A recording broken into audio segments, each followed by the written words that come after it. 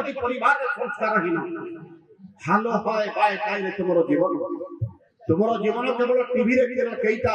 লঙ্গলা serial ভিতরে এবে তোমার পুত্র কন্যা মানব পদার তোমার আদর্শ কিଏ বলি তোমারি পুত্র নিশ্চয় করি কহিব মোর আদর্শ হতো শাহরুখ খান মোর আদর্শ সলমান খান কেবল 10 বারটা খান কথা কহিব খান কিଏ যাকে জখমা হইଥାଏ আগে যাকে টিভি বলি কম যাকে টিভি হইଥାଏ খান কিন্তু রাতি পাইলে তোমার পুত্র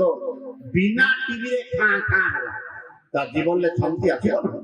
তোমার কন্যাকে বোঝাও কদাপি কহিব নাই মোর আদর্শ সীতা বলি কদাপি কহিব নাই গার্গী মোর আদর্শ বলি